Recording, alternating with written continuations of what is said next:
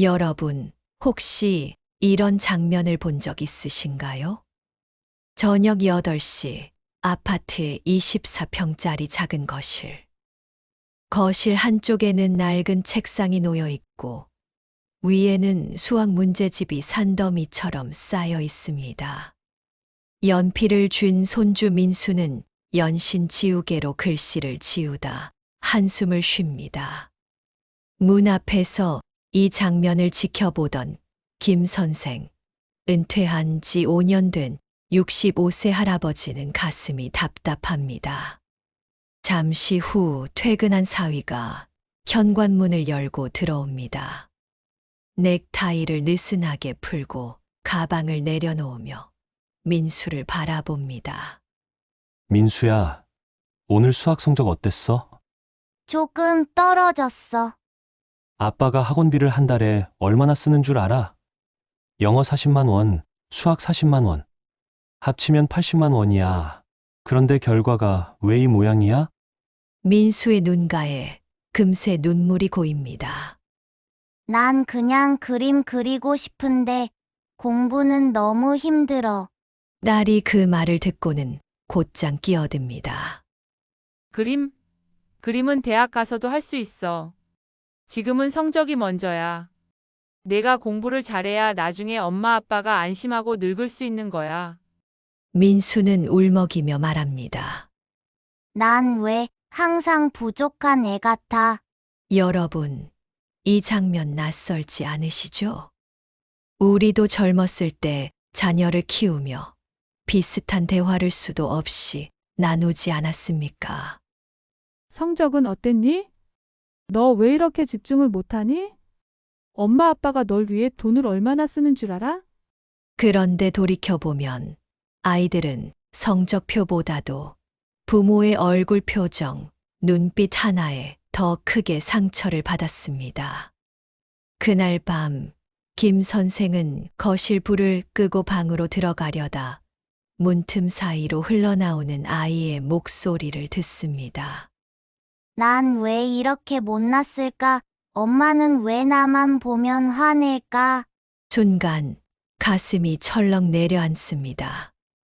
내 딸이 저렇게까지 아이를 몰아붙일 줄은 몰랐는데 학원비는 늘어가고 아이의 마음은 점점 줄어드는 건 아닐까? 여러분도 비슷한 경험이 있지 않으십니까? 돈은 쓰는데 아이 표정이 어두워졌다. 잘해주려고 했는데 오히려 멀어졌다. 성적은 올랐는데 아이와 대화는 줄어들었다. 이게 바로 가족 안의 작은 전쟁입니다. 부모는 사랑해서 다가가지만 아이는 상처받아 멀어집니다. 같은 집에 살면서도 마음은 점점 멀어져 가는 전쟁.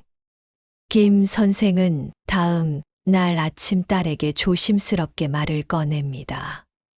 얘야, 민수가 공부는 하는데 얼굴이 너무 어두워. 그렇게 몰아붙이지 말고 조금은 기다려 보는 게 어떠니? 그러자 딸은 단호하게 대답합니다. 아빠, 세상이 얼마나 치열한데요? 지금 준비 안 하면 나중에 뒤처져요. 아빠 세대처럼 그냥 열심히 살면 되는 세상이 아니에요. 김 선생은 말문이 막힙니다.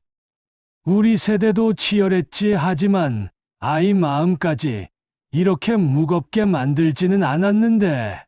여러분, 여기서 중요한 질문이 하나 생깁니다. 정말 아이가 원하는 건 성적일까요? 아들러는 말했습니다. 인간은 타인의 시선 속에서 자신을 발견한다. 아이들은 성적이 아니라 부모가 자신을 바라보는 그 눈빛 속에서 자기 존재를 확인합니다. 민수가 성적을 잘 받지 못했을 때 부모가 짓는 실망의 눈빛은 곧바로 아이의 마음 속에 새겨집니다. 나는 부족하다. 나는 잘못된 아이다. 반대로 같은 상황에서 괜찮아. 넌 노력했잖아. 아빠는 내가 포기하지 않는 게 더 자랑스러워. 라고 말한다면 아이의 마음 속엔 전혀 다른 문장이 새겨집니다. 나는 괜찮은 아이다. 나는 해낼 수 있는 아이다. 여러분, 혹시 돌아보면 이런 생각 드신 적 없으신가요? 내가 아이에게 해준 말 중에 가장 많이 남은 건 칭찬이 아니라 한숨이었던 것 같다. 내가 바란 건 성적이었지만 아이가 느낀 건 나는 부족하다는 낙인이었다. 아이들은 부모가 무엇을 바라보느냐에 따라 자존감을 세우기도 하고 잃어버리기도 합니다. 부모는 사랑해서 다가가지만 아이는 상처받아 멀어집니다.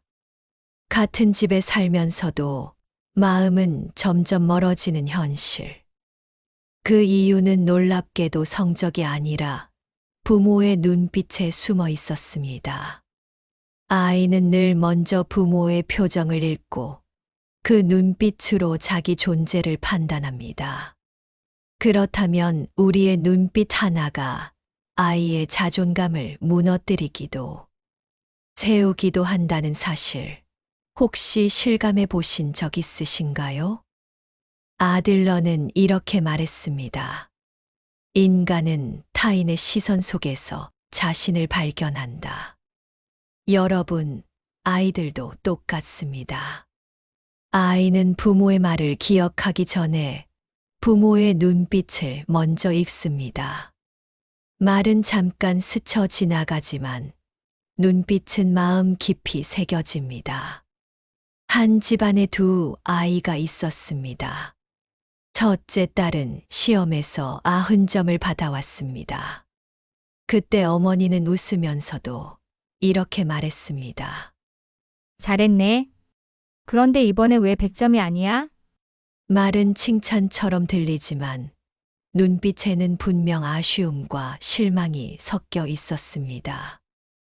딸은 속으로 이렇게 새깁니다. 나는 늘 부족한 애구나. 아무리 해도 만족을 못 시키는구나. 반면 막내 아들은 시험에서 60점을 받아왔습니다. 어머니는 고개를 끄덕이며 말했습니다. 괜찮아. 내가 포기하지 않고 끝까지 했잖아. 엄마는 그게 더 자랑스러워. 아이는 이렇게 마음속에 남깁니다. 나는 괜찮은 사람이구나. 노력하는 것만으로도 인정받을 수 있구나. 같은 부모, 같은 집안인데 아이들의 자존감은 정반대의 길을 갔습니다.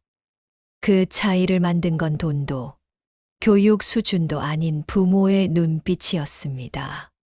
심리학 연구에 따르면 아이는 부모의 부정적 표정을 반복적으로 경험할수록 뇌의 스트레스 반응 영역이 과도하게 활성화됩니다. 쉽게 말해 눈빛 하나가 아이 마음속에 평생의 낙인을 남기는 셈입니다. 여러분도 기억나시죠? 어릴 적 부모님이 지었던 한숨 섞인 표정, 무심코 내뱉은 차가운 시선. 그 한 번의 눈빛 때문에 마음이 얼어붙었던 순간. 아직도 지워지지 않는 경험 누구나 있습니다. 김 선생의 손주 민수 역시 마찬가지였습니다. 시험에서 70점을 받아온 날, 아빠는 성적표를 받아 들고는 말없이 한숨만 내쉬었습니다. 아빠의 표정은 짧았지만 민수의 가슴에는 오래 남았습니다. 나는 또 부족한 애구나. 아빠를 실망시켰구나. 그날 밤 민수는 일기장에 이렇게 썼습니다. 공부가 싫다. 내가 싫다. 아빠는 나를 좋아하지 않는다. 여러분, 무슨 말보다 무서운 게 바로 무심한 눈빛입니다. 이런 경우도 있습니다. 손주가 운동회에서 꼴찌를 했습니다. 할머니는 손주를 안쓰럽게 보며 이렇게 말했습니다. 넌 왜 달리기를 그렇게 못하니? 아이 마음에는 나는 운동 못하는 애라는 낙인이 찍혔습니다. 또 어떤 아이는 친구와 다투고 울고 왔습니다. 엄마는 짜증 섞인 얼굴로 말했습니다. 넌 왜 매번 문제를 일으키니? 그날 이후 그 아이는 자신을 문제아라고 믿기 시작했습니다. 여러분, 아이를 무너뜨린 건 점수나 사건이 아니라 부모의 시선이었습니다. 여기서 우리 시니어 세대가 꼭 생각해야 할 부분이 있습니다. 혹시 지금 손주를 보면서 비슷한 표정을 짓고 계신 건 아닌가요? 숙제를 안 하면 왜 이렇게 게으르니라는 눈빛, 휴대폰만 보면 또 그놈의 게임이냐라는 눈빛, 성적이 안 좋으면 넌 대체 언제 철들래라는 눈빛. 우리는 말로는 사랑한다고 하지만 눈빛은 정반대의 메시지를 보낼 때가 많습니다. 아이들은 그 눈빛을 훨씬 더 빨리, 더 정확하게 읽어냅니다. 에리히 프롬은 말했습니다. 사랑한다는 것은 상대방을 있는 그대로 인정하는 것이다. 아이들은 완벽하기 때문에 사랑받는 게 아닙니다. 있는 그대로 인정받을 때 비로소 자존감이 세워집니다. 부모의 눈빛은 결국 아이의 거울이 됩니다. 따뜻한 눈빛은 나는 괜찮다는 거울이 되고, 차가운 눈빛은 나는 부족하다는 낙인이 되죠. 그런데 여기서 또 다른 질문이 떠오릅니다. 우리는 왜 자꾸 아이를 있는 그대로 보기보다 내가 원하는 모습으로 바꾸려 할까요? 이 지점에서 아이와 부모의 마음이 갈라지기 시작합니다. 여러분, 부모 마음이란 늘 간절합니다. 우리 아이는 착하고 똑똑하게 자라야 해. 남들보다 뒤처지면 안 돼. 내가 못 이룬 꿈, 우리 아이는 꼭 이뤄야 해. 이 마음은 분명 사랑에서 비롯된 것입니다. 하지만 문제는 그 사랑이 때로는 아이에게 조건부 사랑처럼 다가온다는 점입니다. 내가 성적이 좋아야, 내가 남들보다 나아야 사랑받는다는 메시지로 들리는 것이죠. 김 선생은 자신이 젊었을 때 아들에게 했던 말을 떠올렸습니다. 아빠는 내가 훌륭한 사람이 되길 바란다. 넌 큰 인물이 돼야 한다. 말은 격려였지만 그 속에는 내가 원하는 모습으로 커야 한다는 압박이 숨어 있었습니다. 아들은 고등학교 시절 하루 5시간만 자며 공부했습니다.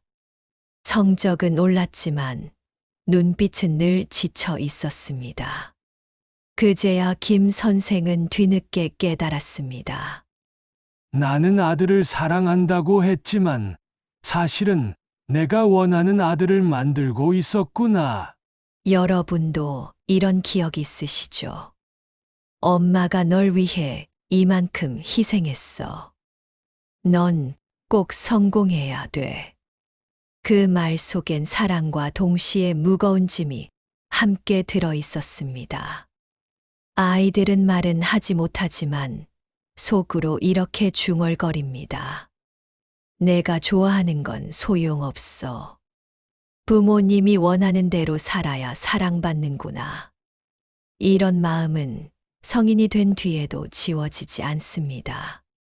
민수도 그랬습니다. 그림 그리기를 가장 좋아했지만 엄마는 늘 말했습니다. 만화는 밥 먹여주지 않아. 공부가 먼저야. 민수는 속으로 생각했습니다. 나는 내가 원하는 모습으로 살 수 없는 애구나. 그래야만 사랑받는 거야. 비슷한 이야기는 많습니다. 음악을 좋아하는 아이가 있었습니다. 하루 종일 피아노 앞에 앉아 있었죠. 그런데 부모는 이렇게 말했습니다. 그건 취미로만 해라. 넌 의사가 돼야 한다. 그 아이는 결국 피아노를 멀리했고 스스로를 실패자라 여겼습니다. 또 한 아이는 운동을 좋아했습니다. 뛰고 구르고 땀 흘리는 게 즐거웠습니다. 그런데 부모는 말했습니다. 운동으로는 성공 못해. 내 사촌처럼 공부해라. 아이는 자신을 공부 못하는 애로 정의하며 위축되었습니다. 여기서 부모가 흔히 저지르는 착각이 있습니다. 아이를 조각 작품처럼 만들어야 한다는 생각입니다. 여긴 깎고 저긴 다듬어서 완벽하게 만들어야지.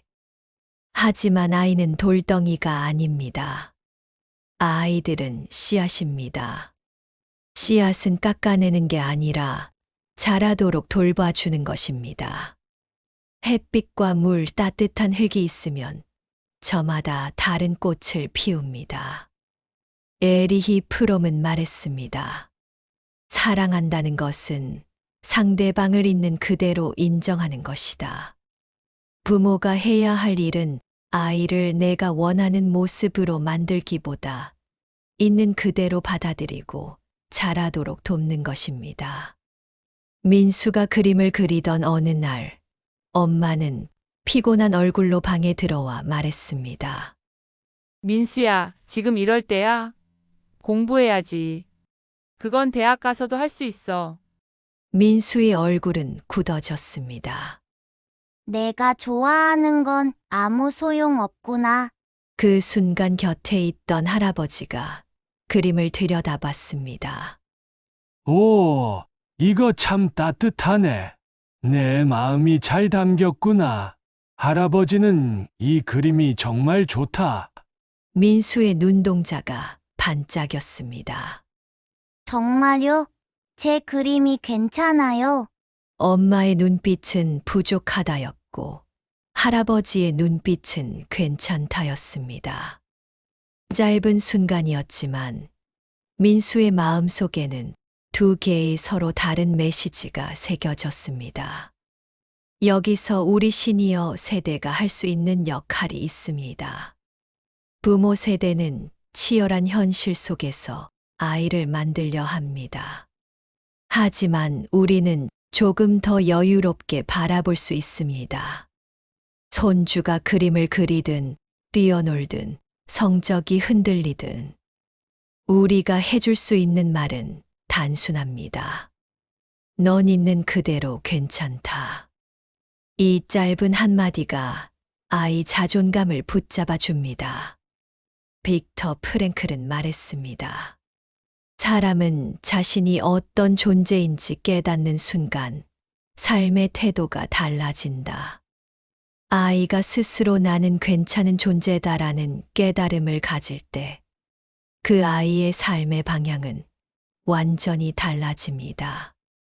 그리고 그 깨달음은 부모와 조부모의 눈빛, 그리고 한마디 말에서 비롯됩니다. 여러분, 우리는 늘 아이를 더 나은 사람으로 만들고 싶어 했습니다. 하지만 때로는 그 욕심이 아이를 옥죄고 자존감을 무너뜨렸습니다. 이제는 바꿔야 합니다. 아이를 만드는 것이 아니라 자라도록 돕는 것. 내가 원하는 모습이 아니라 아이가 가진 그대로의 모습에서 가치를 발견해 주는 것. 그리고 그것은 거창한 교육이 아니라 일상 속 작은 말과 습관에서 시작됩니다. 무심코 던진 그 한마디가 아이 인생을 바꾸는 씨앗이 될 수 있으니까요. 여러분, 아이의 자존감은 어디서 자랄까요? 큰 상을 받아야만, 큰 성취를 이뤄야만 생길까요? 그렇지 않습니다. 아이의 자존감은 매일 주고받는 작은 말, 작은 눈빛 속에서 자랍니다. 한 중학생 아이가 있었습니다. 공부는 보통이었지만 엄마는 늘 이렇게 말했습니다. 넌 왜 이렇게 게으르니? 언제쯤 정신을 차릴래? 엄마는 그냥 툭 던진 잔소리라고 생각했습니다. 하지만 아이의 마음에는 이렇게 새겨졌습니다. 나는 게으른 사람이다. 나는 부족하다. 이 아이는 나중에 공부를 잘해도 스스로를 믿지 못했습니다. 어릴 적 반복해서 들은 말이 자기 정체성이 되었기 때문입니다. 반대로 또 다른 아이는 이런 말을 들으며 자랐습니다. 넌 참 끈기 있는 아이야. 실패해도 괜찮아. 다시 일어나는 게 더 중요해. 엄마는 네가 노력하는 모습이 가장 자랑스러워. 이 아이는 성적이 조금 부족해도 마음속에 믿음이 있었습니다. 나는 포기하지 않는 아이야. 나는 괜찮은 사람이야. 그리고 그 믿음은 커서도 큰 힘이 되었습니다. 민수는 시험에서 좋은 결과를 받지 못했습니다. 엄마는 피곤한 얼굴로 말했습니다. 너는 언제 정신 차릴래? 학원비가 얼만데? 민수는 고개를 푹 숙이며 속으로 되뇌었습니다. 나는 또 실패했구나. 나는 쓸모없는 애야. 그 순간 곁에 있던 할아버지가 어깨를 두드렸습니다. 민수야, 이번엔 힘들었구나. 그래도 끝까지 포기하지 않은 게 할아버진 자랑스럽다. 민수의 얼굴에 다시 빛이 돌았습니다. 다른 집에서는 이런 일이 있었습니다. 손녀가 학교에서 친구와 다투고 울면서 돌아왔습니다. 엄마는 버럭 화를 냈습니다. 넌 왜 매번 문제를 일으키니? 손녀는 그날 이후로 자신을 문제아라고 믿기 시작했습니다. 하지만 옆에 있던 할머니가 조용히 말했습니다. 우리 민이는 마음이 여려서 그래. 내가 울 만큼 속상했다는 건 그만큼 친구를 소중히 여긴다는 거야. 그날 손녀는 달랐습니다. 나는 문제아가 아니구나. 나는 마음이 따뜻한 아이구나. 빅터 프랭클은 말했습니다. 사람은 자신이 어떤 존재인지 깨닫는 순간 삶의 태도가 달라진다. 아이들은 부모와 조부모의 말 속에서 자기 존재를 정의합니다. 나는 게으른 아이라는 낙인이 새겨지면 정말로 그렇게 행동하게 됩니다. 반대로 나는 끈기 있는 아이라는 말을 들으면 어려워도 끝까지 버티려 합니다. 심리학에서는 이것을 자기 충족적 예언이라고 부릅니다.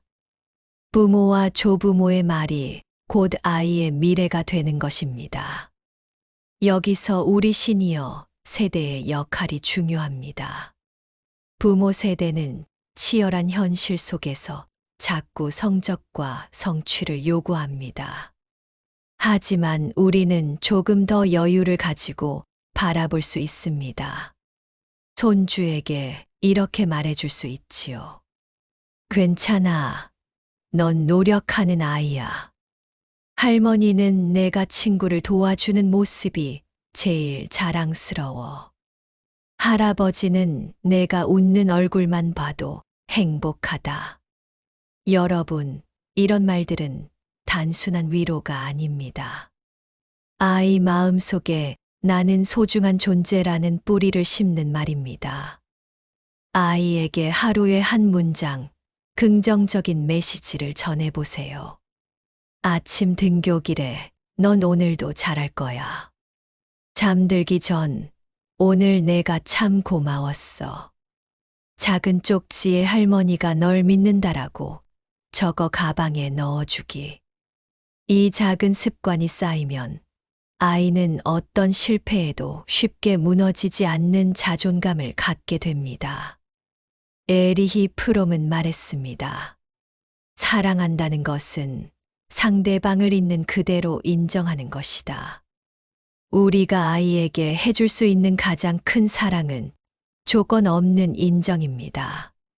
성적이 아니라 노력하는 모습, 결과가 아니라 존재 그 자체. 그 인정이야말로 아이 자존감의 뿌리가 됩니다. 여러분, 아이의 자존감은 결코 거창한 성취에서 자라지 않습니다. 바로 오늘 우리가 던진 작은 한마디에서 시작됩니다. 그 한마디가 아이를 쓰러뜨리기도 일으켜 세우기도 합니다. 그렇다면 이제 이렇게 자란 아이가 성인이 되었을 때는 어떨까요? 부모의 말과 눈빛이 여전히 영향을 미친다면 우리는 어떤 태도로 자녀와 관계를 이어가야 할까요? 여러분, 자녀는 언제까지 자식일까요? 20살까지만? 대학 졸업 때까지만? 아닙니다. 자녀가 성인이 되어 가정을 꾸려도 부모의 말과 눈빛은 여전히 그들의 삶에 큰 영향을 줍니다. 부모 자식 관계는 끝나지 않습니다. 평생 이어지는 인연이자 평생 풀어야 할 숙제입니다. 김 선생의 딸은 40이 넘은 성인입니다. 아이 둘을 키우고 직장 생활도 하며 분주한 나날을 보내고 있죠. 그런데 김 선생은 딸을 볼 때마다 걱정부터 앞섭니다. 넌 씀씀이가 아직도 노후 준비는 하고 있니? 아이들 학원비에 그렇게 쓰다가는 힘들어질 텐데. 딸은 말없이 표정을 굳힙니다. 아버지는 왜 늘 내 부족한 점만 보실까? 여러분, 이런 경험 있으신가요?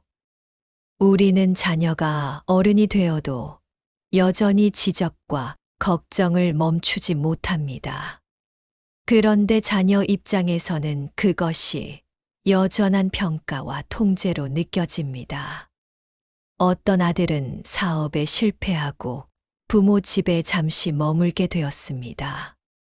아버지는 술잔을 내려놓으며 말했습니다.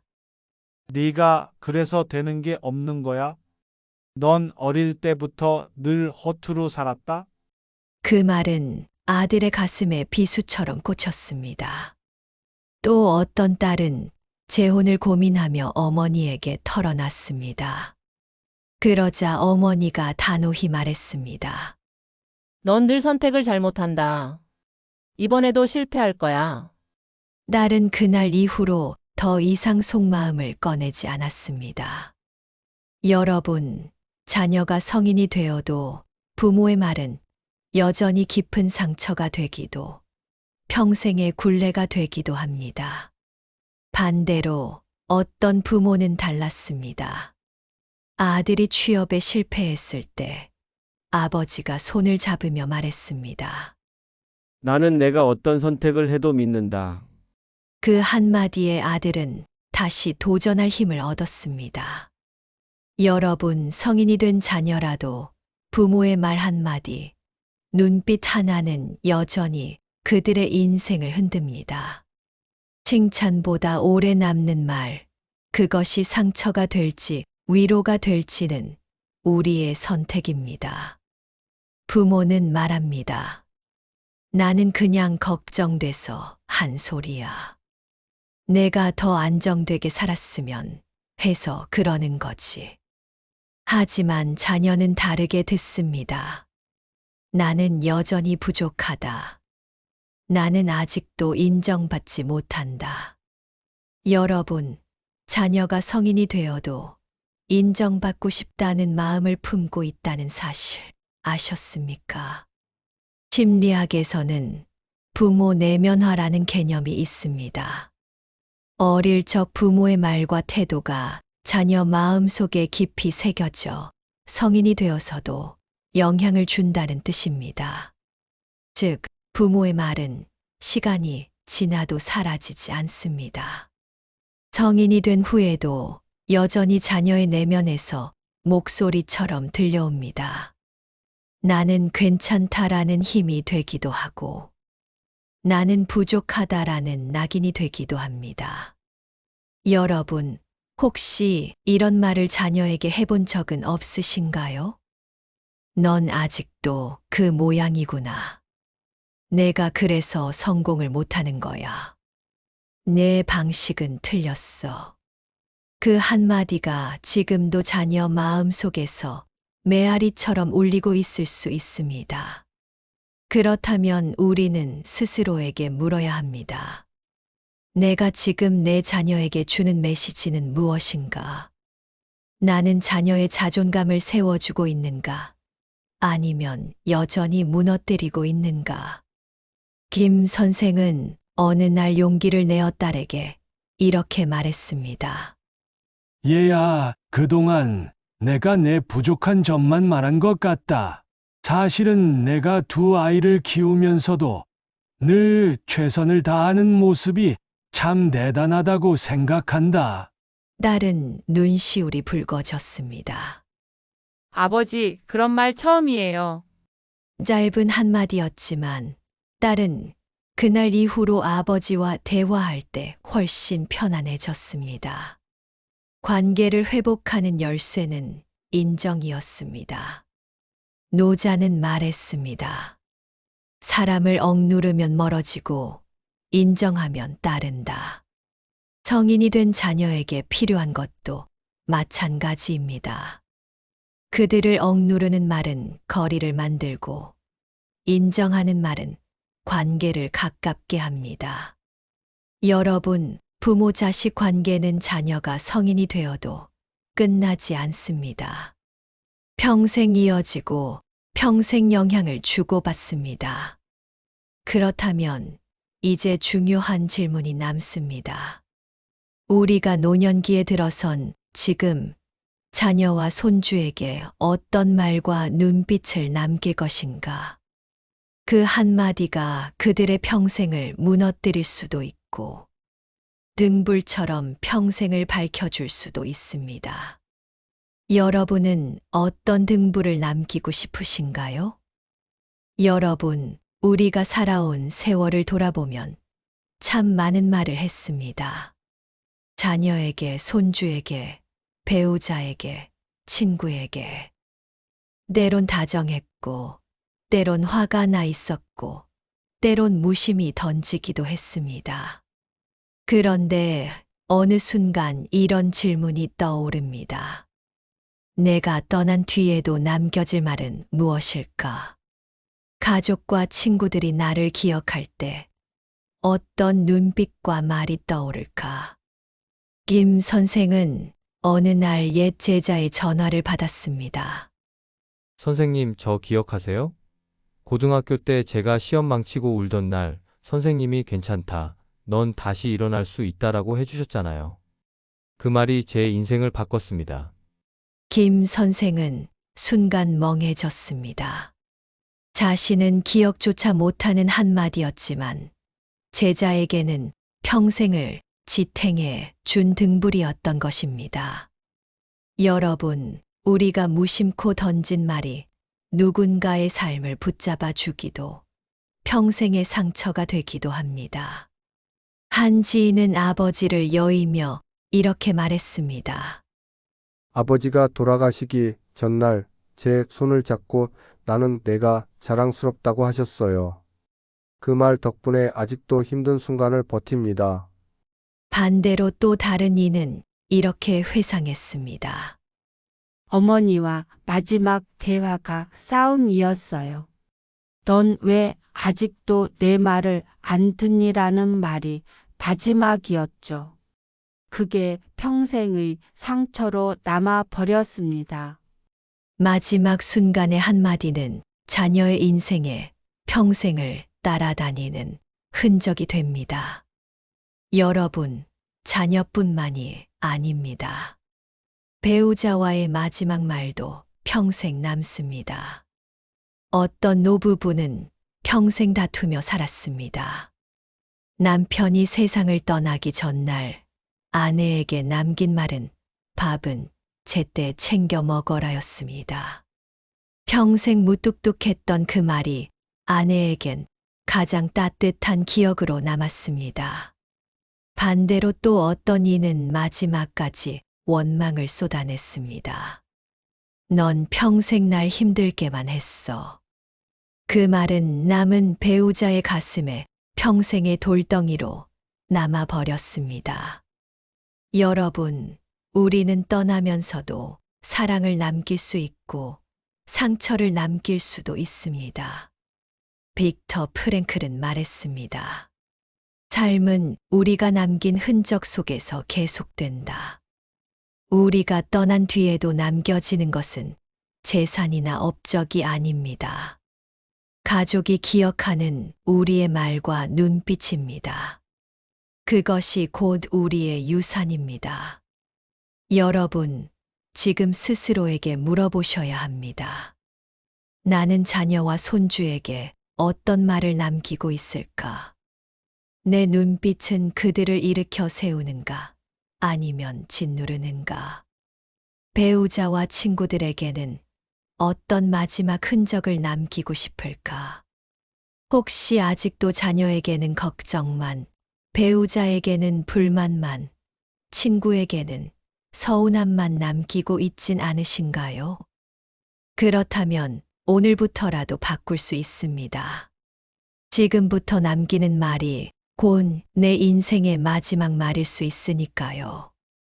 김 선생은 요즘 새로운 습관을 만들었습니다. 손주에게 하루 한 번은 할아버지는 내가 자랑스럽다. 라고 말합니다. 딸에게는 내가 있어서 내가 든든하다. 라고 사위에게는 내가 가족을 책임지는 모습이 고맙다. 라고 전합니다. 그리고 아내에게는 매일 밤 오늘도 고생했어. 고마워. 라고 한마디를 건넵니다. 짧은 말이지만 가족들의 표정이 달라졌습니다. 그 말들이 하나둘 쌓이며 집안 분위기 전체가 부드럽게 바뀌었습니다.